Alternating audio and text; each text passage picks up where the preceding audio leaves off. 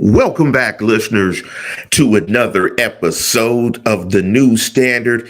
And you're checking out the program after a Steelers 26-22 victory against the Cleveland Browns. Before we jump into the game and we talk about it and give you our thoughts, I want to send a big shout out to my co-host, my partner in crime, Neil Coulon, taking the night off. It's kind of late where Neil is, but want to send a big shout out to Neil. Want to send a big shout out to Steeler Nation. Before we jump into the program, I want to sincerely send my thoughts and prayers out to Chubb. That's a tough injury. That was a tough hit. That's probably one of the worst knee injuries that I've seen probably since Joe Theismann. I don't like to rank that stuff, but I just want to send my thoughts and prayers out to his family. That was a very tough play. That was a very tough hit, and I'm just hoping that Chubb can recover and get back to playing football. Incredible family story about Chubbtown. I believe in North Carolina. Just an incredible family, incredible story, incredible legacy. He's coming back from an injury. I think it was 2015 that he suffered. That was a tremendous injury then. So I hope that he can come back. But I think what it shows is, and we all know this, football is an extremely violent game. And, I always give props to the guys that play every Sunday, Monday, and Thursday to entertain us, because truly, these guys are putting their lives on the line. I mean, we all know that they're not soldiers and so on and so forth. And I don't want to get into that, but these guys are putting their life on the line. They can take hits that can literally change their lives or kill them. And this was that type of hit where this hit could change his life. It could change his ability to play football and to earn a living. I know he's made a ton of money in the past, but his dream could be dashed in one hit. So I want to send, again, my thoughts, condolences, and prayers out to the Chubb family. I think it also, and this might be a little fresh to have this take, but I think it also demonstrates why running backs, they don't get paid a lot or are paid what they think they're worth. You also saw Saquon Barkley go down this weekend, although his injury doesn't look as significant as Chubb's. They're just in the fire too much. And that's what the league is saying. The league is saying you can replace running backs with the short passing game, throwing the ball underneath, yards after catch, and you're going to get some return from that. That's much safer of a bet than investing a tremendous amount of money into a position where if it gets a lot of touches that the player is going to get hurt. And this is why you see the running back position undervalued from their perspective. But again, prayers out to his family. And before we hop into the program, make sure you go to YouTube and do a search for the New Standard. Do a search for Lance Williams and or Neil Coulon. Also, want to send a big shout out to quite possibly one of my oldest friends of all time, my boy Kenyama Ramsey, big Cleveland Browns fan, ride or die for Cleveland. So I want to send a big shout out to my man Kenyama Ramsey, one of my lifelong friends. I've known Kenyama since I was like maybe 7 years of age. Big up to my man Yama, a toiler for Manual Arts. Yama, your boys are awful. Your boys are awful. The Browns are awful. Now, before we jump into the game and we jump into some numbers, we got to talk about this offense. We got to talk about this outstanding effort from this defense, Levi Wallace. But before I jump into that, did you guys see the kit or the highlight they showed of Deshaun Watson meditating on the sidelines with his meditation coach or whatever they called the guy. I wonder when he closes his eyes and he meditates, does he see masseuses? He must see masseuses because he doesn't see coverage.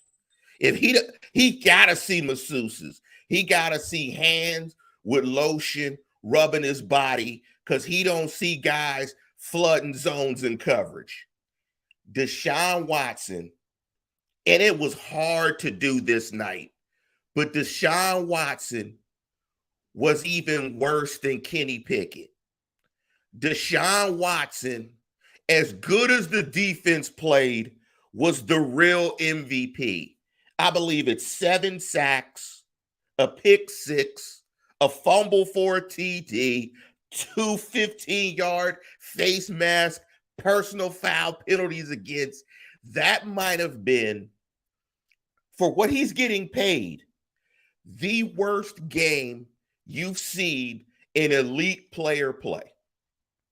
So-called elite player play. Because coming into this year, I would have told you that Kenny Pickett was going to be the 4th best quarterback in the AFC North, and that the AFC North had the best set of quarterbacks, and it still may become that in the National Football League. But in week 2, Joe Burrow was bad.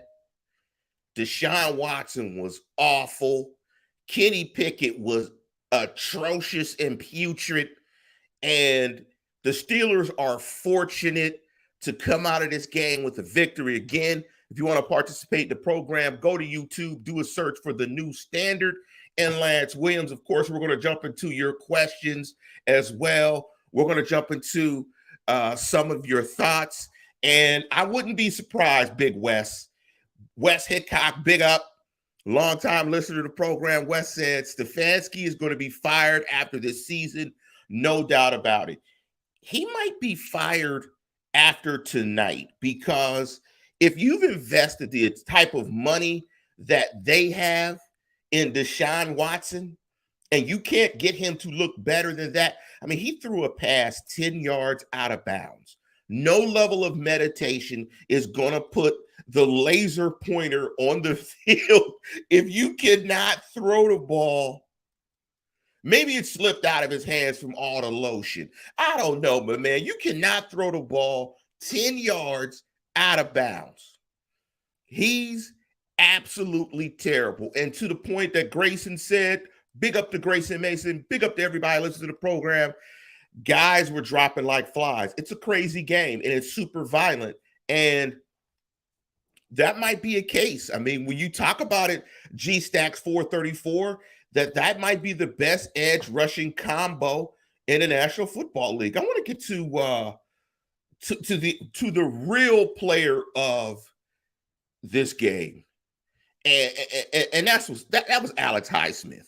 I mean, Alex Highsmith was absolutely incredible in this game. And you know, when you get 2 defensive scores in the game, and I was trying to find this online.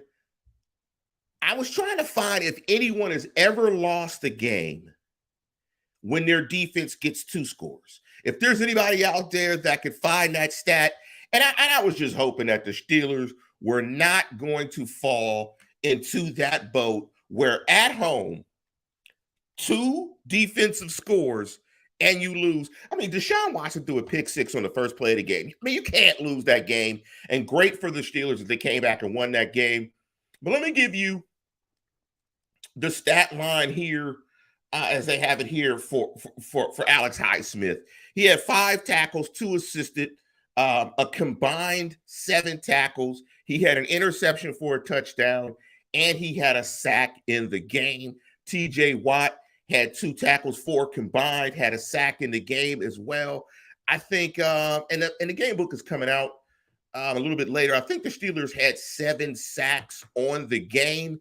The defense was absolutely dominant in terms of its ability to get to the quarterback. But again, and we talked about it, and the rhyme going into this show for the key was, if you want to get the dub, you've got to stop Nick Chubb. And the only thing that stopped Nick Chubb was the injury. That's the only thing that stopped Nick Chubb. Because when you look at Nick Chubb and you look at Ford's rushing totals, they ran the ball 26 times for 170 yards. You're talking about two guys that ran the ball for an average of about 6.5 yards per carry. As a team, the Browns ran it 35 times for 198 yards. They averaged 5.7 yards a carry. But you can get a victory in a game like that when your quarterback is quite possibly the worst starting quarterback in the National Football League. And I'm going to say it right now. Deshaun Watson is the worst starting quarterback in football. When you factor in the contract, all of the consternation that the Browns had to go through to sign this dude, he is the worst starting quarterback in the National Football League. This was an ugly game on both sides of the ball. And as bad as I'm ripping Deshaun Watson, I mean, Kenny Pickett wasn't much better. I mean, Kenny Pickett could not hit the side of a barn. And when your quarterback is having accuracy issues, processing issues, on top of the fact that your offensive line is getting him hit repeatedly and often, you're going to have some issues. And a coordinator, his job in that game, in my opinion, was to string together some concepts that he could call to try to get Kenny Pickett in a rhythm. The Steelers finished with 6 sacks in the game. But when you're under duress, Kenny got hit twice, got sacked twice, got hit another 9 times, 11 quarterback hits. I mean, he just looks like he's not comfortable in what he's seeing. He's at times playing slow and at times playing fast. But I do want to compliment the offensive line in the fact that I didn't expect that Myles Garrett would leave the game with only 1 tackle. No sacks, no tackles for loss, no quarterback hits. I didn't think that they would be able to hold him down like that. So that's kudos to them. I thought they started playing a little bit better in the second half. The running game got going. But the Steelers have significant offensive issues. They were 4 of 14 on third down, 28.6%. Great play, though, to George Pickens, and we clearly see they've got to get the ball more to George Pickens. He is their one weapon now that Deontay Johnson is out, and Pickens had 4 catches for 127 yards. But my one knock on Pickens is if you're getting 10 targets, you've got to catch 7 balls. You've got to catch 7 to 8 balls if you're getting 10 targets. He got targeted 10 times, 4 receptions, 127 yards. Of course, the long one for 71 yards. But this offense, it's trying to find its identity, its rhythm. Its offensive line is not playing well as a unit. I bet when the grades come out later this week in PFF that this will be another game in which most of the starters on the offensive line, if not all of them, probably grade below 60, in the 50s, which is definitely in the red territory, which is not good. So again, I don't, this is a win, and you don't apologize for wins. That's why the name of the show is Style Points Don't Matter. But this isn't sustainable. Not when your punter has 320 yards punting and your passing game and your offense combined has 277 yards offense. That can't work. You can't be expected to win games where your defense has to score twice. Now, if there was a player of the game, and that was Alex Highsmith, the GOAT of the game had to be Gunnar Olszewski. How do you toe tap a ball? Why would you toe tap a kickoff when if it goes out of bounds, you get the ball on the 40? Like, why would you? He toe tapped it. Like, I don't understand. And it was so bad after his fumble that they said he had a head injury when he clearly got hit in the sternum. That's how bad it was. That they wanted to get him out of the game so bad. They said he had a head injury when clearly he got hit in his chest. Last time I checked, your head wasn't in your chest. This is one of the ugliest wins you see the Steelers get in quite a long time. But this is the type of game, if they go to the playoffs, this is a game where we will look back and say, this is one where they should have lost and they got. Because you always got to get that game where you don't play your best, but you still get the dub. And like Grayson said, W is a W. And Raymond Santiago said, Gunner is trash, bro. I agree. Gunner might get cut. Don't be surprised. But a W is a W. And you don't apologize for dubs because dubs are hard to get. So when you get dubs, you just get dubs. But at some point, style points will matter because offensively, they are in a mess. They're in a mess. And it's just incredible that the rhythm, the success that they had in the preseason, even the performance of the offensive line has not translated whatsoever in the regular season. You almost wonder to yourself, I mean, what are you doing? But it's hard to solve this because, this is like the proverbial dam with multiple holes. I mean, you only got so many fingers. You only got so many fingers to stick into the dike. And when you've got problems in pass pro, the run blocking is inconsistent. Your quarterback is inaccurate. Your quarterback's not seeing the field clearly. How do you one play call is not going to solve all that. However, he is tasked with trying to find something. But let me get into some of your questions. And big up to my man Mel. Big up to Mel. Hey, Felicia. What's up, Felicia? What's up, Fifi? What's up, Felicia?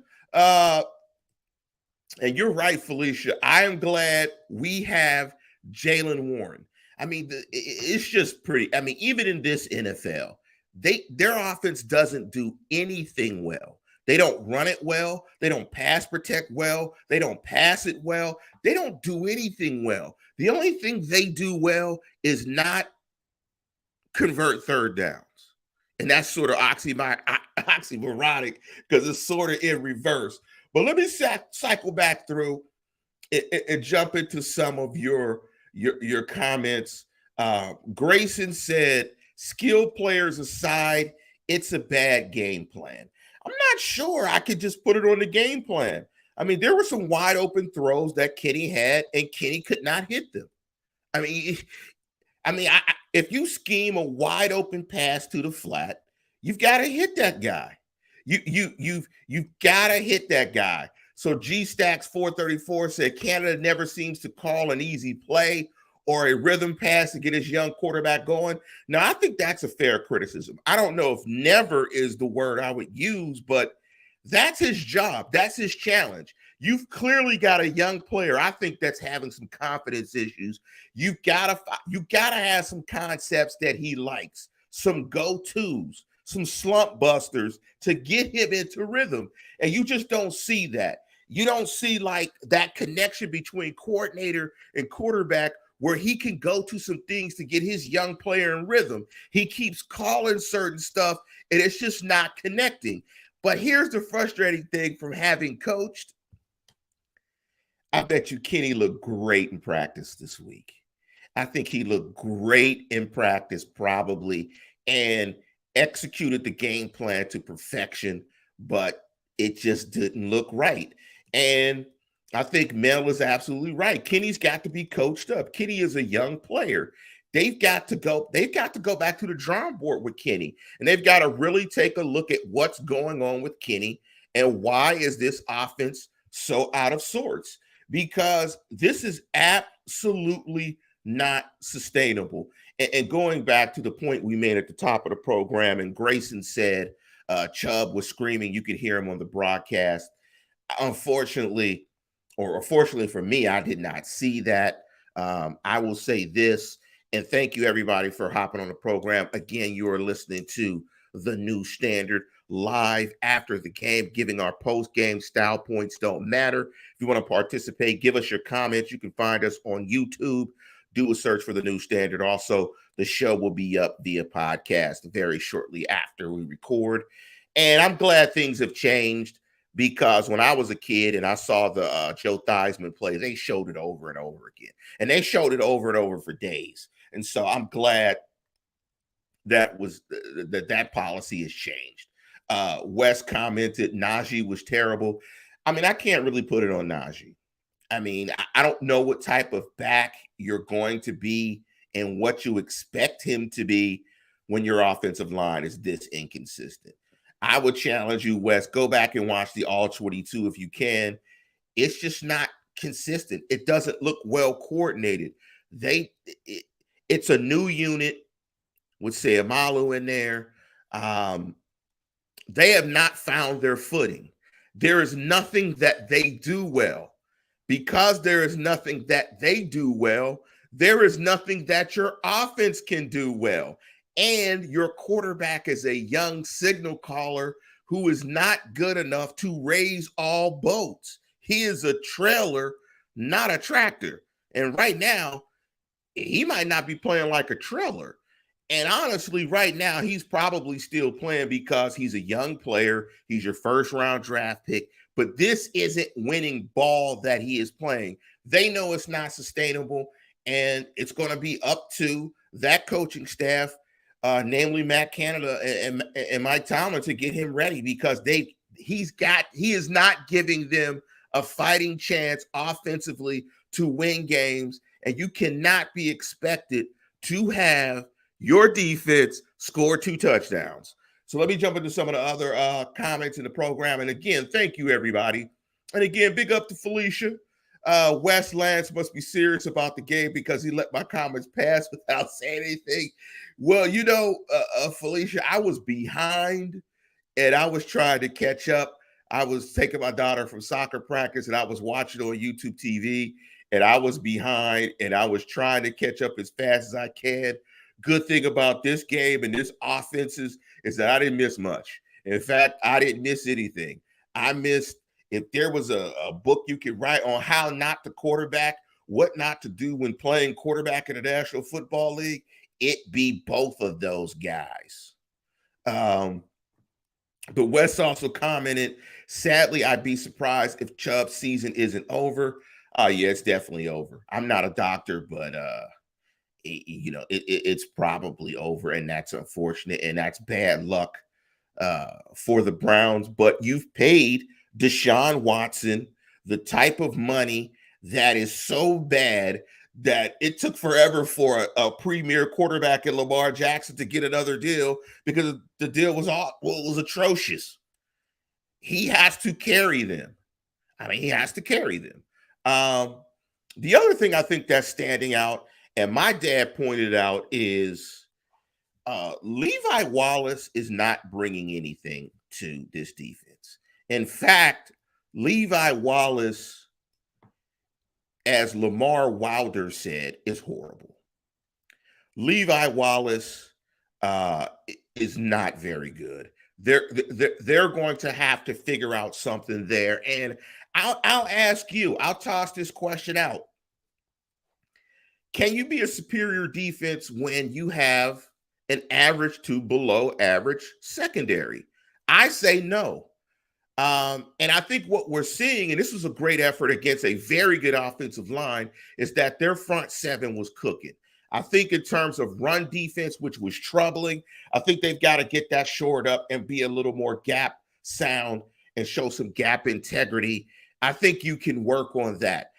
I'm not sure if the run defense is going to be as dominant as we like, but that front seven was hunting after a very good offensive line. That Browns offensive line is very good, created a ton of pressure. They're going to have to shore up that run game a bit. But the biggest thing, man, The biggest thing is this offense. But back to Levi Wallace real quick. I think it's time probably to give JPJ more snaps. You got to be careful, though, because they're going up, I believe, against Devontae Adams next week. Correct me if I'm wrong.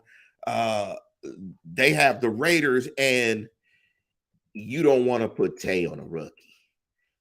Tay might kill that boy. Tay might have that boy. Yikes. Devontae on a rookie. Devontae against his secondary is yikes, but the front seven is cooking. And it better cook, because right now there is nothing besides George Pickens that's working on this offense. As Mel said, O-line is terrible. Let me jump into this comment from G Stacks. He said the philosophy should be pass first to open up the running game, or come out up-tempo to set up the run game. You see if you can get a lead, then the edge rushers can pin their ears back and fast.